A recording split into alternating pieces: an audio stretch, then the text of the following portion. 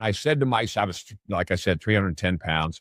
And I said to myself, I'm not going out like this. I have unborn grandchildren. How in the hell did I end up at this point? I had been healthy again, been active, working out, things like that, except those previous 10 years. And so for me, turned my own health around January 2nd of 2022. I lost 100 pounds in 8.5 months, and I've done half marathons and at the gym, physical action and walking and lifting, and my diet is super tight and I'm super disciplined, and I quit opioids cold turkey and started about rebuilding my body mentally, physically, emotionally, and spiritually. So for me, I'm a big proponent of that physical discipline, and that physical discipline includes what you eat for me, as well as what you're physically out there and doing.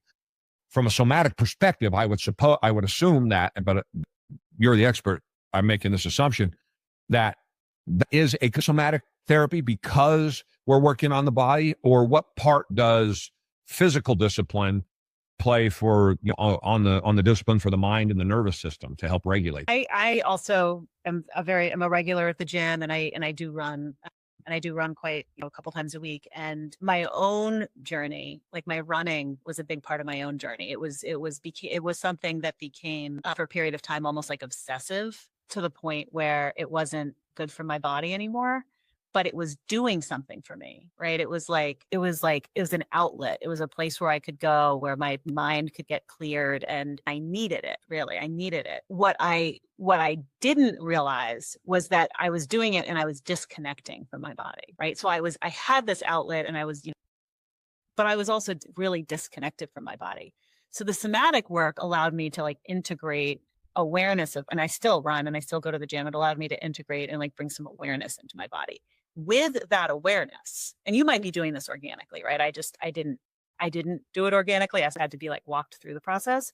But with that awareness, I can work through things as they come up. If something's bothering me, if I'm angry, if I'm upset with somebody, if I'm, dealing with something that's challenging in my business, and I'm at the gym, and I have this great boot camp place that I go to, and we're doing, like the bags, or like the pushing the sled or something. And it's like, I'm working through all that stuff while my body's moving in a way that I couldn't. Some people can do it sitting still, but in a way that I couldn't sitting still. And you need to nourish your body in order to have that level of activity, right? You need to have the right stuff in your body. But I really think it's not just going through the motions, Jerry. It's feeling it, feeling your muscles. If you're doing a boxing workout, for example, it's like feeling every muscle in your back and your shoulder, your bicep, like when your hand hits. It's really like not dissociating from the experience, but being really in it that makes the difference. I said to my son, he went and trained with me over the weekend, and I said to him that I have to hate the weight. And I don't mean hate being there. I have to hate it so I can destroy it. I have to hate the muscle. I may be using the wrong word, but in my head, when isolation exercise means that this muscle, I'm going to crush this muscle. I'm aware that everything that happens in life is coming at me. And so a way that I can diffuse so much of that is that I'm present in that moment, and it's just me and that weight. It's just me and that muscle. It's just me and that mile. It's just me in the summer heat here in Tennessee, where I go out for an hour and do 4 miles every day in the sunshine, largely. And when it's hot, I'll go at 4 o'clock in the afternoon if I can, because that's when it's the most difficult, because I need to go work that out in the most difficult environment that I can. So if I am aggressive towards these things, I find that I come out the other side feeling better than I did walking in, mentally and physically.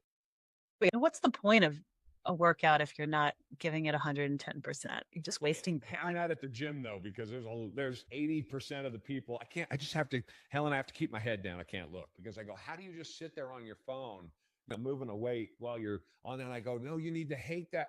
No, just mind your business, Jerry. Don't be that guy. Just do your own thing, right? Because so many of them are there passing time, it seems like. And for me, I'm thinking oftentimes it's I am thinking about things like, this is making me stronger. And when I'm physically stronger, I'm mentally stronger, and I'm emotionally stronger, and I'm spiritually stronger.